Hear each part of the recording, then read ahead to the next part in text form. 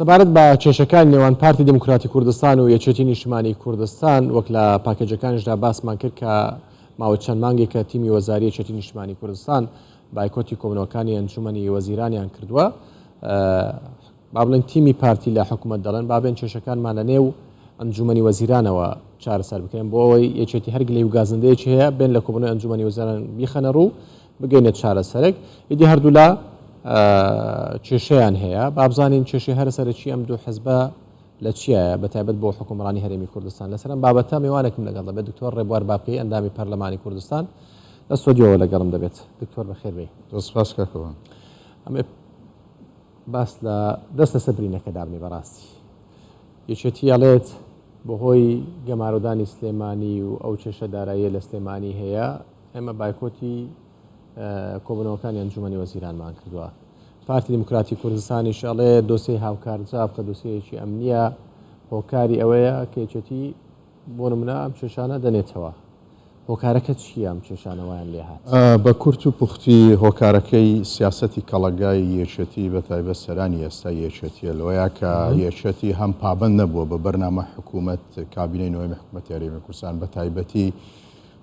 ئەو بەشانەی یا ئەو چاپتەرانەی لە کارنامەی حکوومەت و ڕێزدار کاک مەسرور بارزانی پەیوەست بوو بە چاکسازی.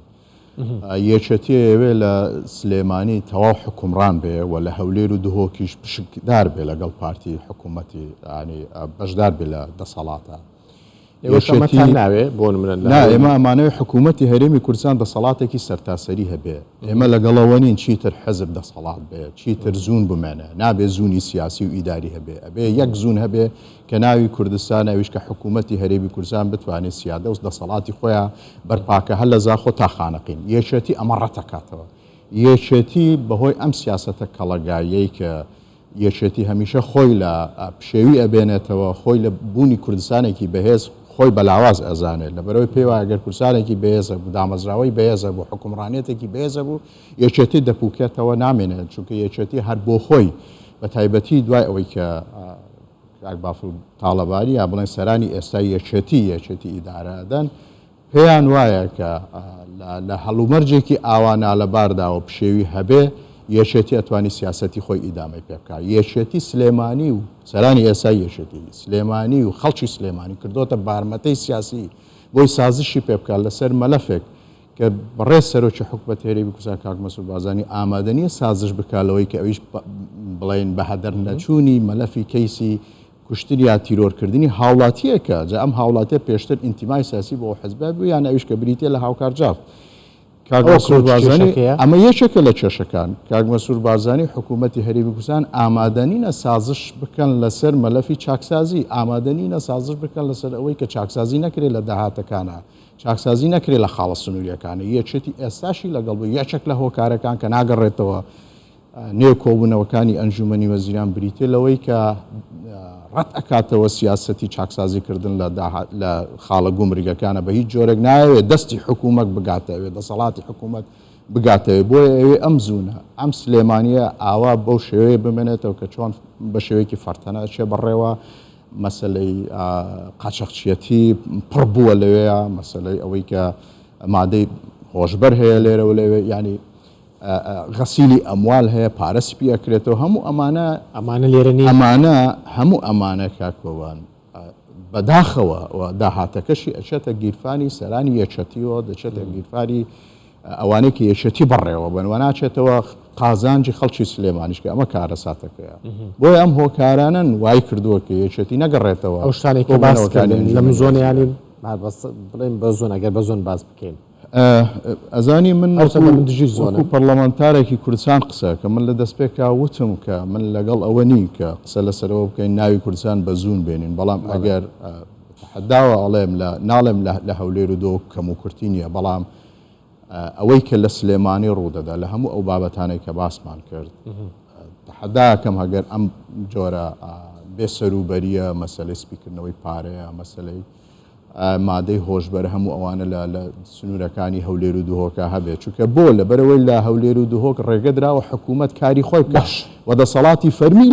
لە خاڵە سنووریەکانی هەولێر و دهۆکایە نەک دەسەڵاتی حزبی هیچ کەسێک لە هەر بەرپرسارەتێکی حزبی دابێ لە سنووری هەولێر و دۆک ناتوانانی بربەست بۆ دەسەڵاتەکانی حکوومەت هێرمی کوردستان دروستکە بەڵکو بە پێچەوانەوە لە سنووری هەولێر و دهۆکە حزب بە تەواوی پاڵپشتی سیاسەتی حکوومەت هێرمی کوردستانە بە تایبەتی لە پرسەکانی حکومڕانیەت و شەفافیەت و چاکسازی و حوکەمە هەموو ئەو بابەتانەی کە پێویستە حاڵەتێکی سیاسی هەنۆکەیە بۆ هەرێمی کوردستان کە یەکێتی لەگەڵ نییە نەخێر یەکێتی نەک هەڵەگەڵی یەکێتی دژایەتیەوەکە کە بە هیچ شێوەیەک دەسەڵاتی حکوومەت دەسەڵاتی فەرمی و بڕیارەکانی چاکسازی حکوومەت هێرمی کوردستان نەگاتە سنووری سلێمان. باشە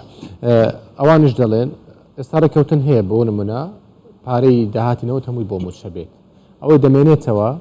با بڵێن لە داهاتی ئەو پارێزگایانە تەواو بکرێت باشە بۆ نمە 180 بۆ سلێمانیە لەسەر داهاتینەوە تا 120 ڕێداهاتی ناوخۆیە هەولێر و دهۆچیش بە هەمان شێوە بەڵام ئەوانەڵێن ئەو داهاتی هەولێریشی ناوخۆی بەش ناکات بەڵام دەچن لە داهاتینەوتەوە پارەی موچە تەکمیلاکەن بەڵام بۆ سلێمانی ئەمە ناکرێت ئەوان بەر لە هەموو شتێک ئەبێ سیستەمێکی ناوەندی هەبێ وەکو چۆن لە ڕاگەیاندراوی نووسنگەی بەڕێسەرۆکی حکوومەتە هاتووە بێ سیستەمێکی ناوەندی هەبێ بۆ چاودێریکردنی تەواوی داهاتی هەرێمی کوردستان لەو نێوەندەشدا داهاتی سلێمانیش ئاسەکەین یەکێک لە ئیشکالیەتی سەرەکی لە ڕوبەڕووی حکوومەتی هەرێمی کوردستان بتەوە لە ڕووی کارگیریەوە لە ڕووی داراییەوە ئەوەیە کە داهاتی سلێمانی جارێ شەفاف نییە دیار نییە چەنە گەڕێتەوە خەزی وە ئەوەشی کە ڕوون و معلوم سایتێکیان ڕانەگەیاندووە داهاتی سایتێکە بۆ خۆیان بە جۆرەی بەرژەوەندیەکانی خۆیان ڕایانگەیاندووە بە جۆرە گیرفانی خۆیان ڕایانگەیاندووە نەک بە جۆرەی گیرفانی خەڵکیوە ئەو داهاتە حەقیقێکە دێتەوە ئەو داهاتی حەقیقێکە دێتەوە ئەوە نییە کە ئەوان ڕایدەگەینن اینجا ئەمە خاڵی یەکەم خاڵی دووەم ئەو داهاتە ناچێتەوە قازانجی خەڵکی سلێمانی ئەمان لە ساڵانی ڕابردوو کە داوای لامەرکزیەت و ناناوەندیانەکە دەرکەوت نێوماڵی خۆیان پێ بەڕێوە ناچێت چۆن ئەوەی کە سلێمانی بەڕێوە بن یا شارێک بەڕێوە بن بۆیە ئەمە شکستیان هێنا لە پرۆژەی ناناوەندی ئێستا دێن دەست بۆ سیاسەتی دروستکردنی پشەوی ئەنێنەوە ئەوەی کە حکوومەتی هەرێمی کوردستان داواکە مافێکی سروشتی خۆیەتی بۆ ئەوش ئەوەیە کە داواکە هەر بە جۆرەی یاسا بەرکارەکانی هەرێمی کوردستان پێویستە سیستەمێکی کارژێری دارایی هەبێ بۆ چاودێریکردنی کۆی گشتی داهاتەکان بە سلێمانیشەوە ئەمە کە یەکێتی لێ رازی نییە یەکێتی قبولی نییە بۆ ئەگەر ئەوە بکرێ داهاتەکەی هەم شەفافە بێ و هەمیشە زین چەندە و ئەچێتەوە خەزینەی گشتی حکوومەتی هەرێمی کوردستان بەڵام کە ئەوە نەبوو هەڵبەتە گروپێک گاردسەراری یەکێتی یا چە کەسێک لە ناو یەکێتی ئەم داهاتە بۆ بەرژەوەندی خۆیان بەکاردێنن لەبەرەوەی بچێتە گرفانی خەڵکی سلێمانی یەکێتە گرفانی خۆیانەوە باش ئەگەر وەڵامی ئەو پرسیارم بدەیتەوە داهاتی نەوت بۆ تەکمیلەی هەولێرە درێمە ڕاستە بەڵێ ئەوەی کە داهاتی سلێمانی باسەکەم تەکمیلەی 180 موچەخۆرانی سلێمانی دەمەوە بڵێم لە هەولێرەوە دابینەکرێت کە لە داهاتی نەوتەوەیە لە 180 لە 120 نێزیکەی 120 لە داهاتی سلێمانی کۆکرێتەوە داهاتی نەوت کاکۆوان سەرچاوەیەکی سەرەکیە بۆ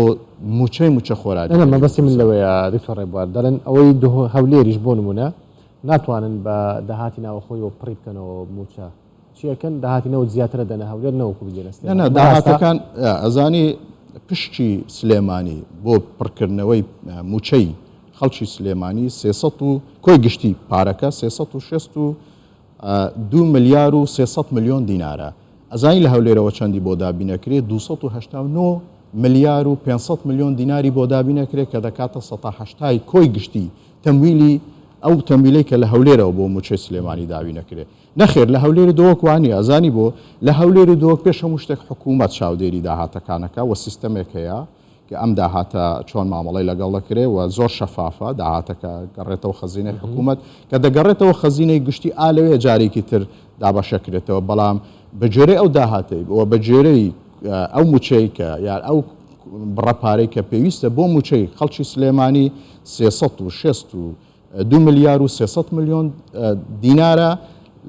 289 ملیار و 500 ملیۆنەکەی لە هەولێرەوە دابینەکرێت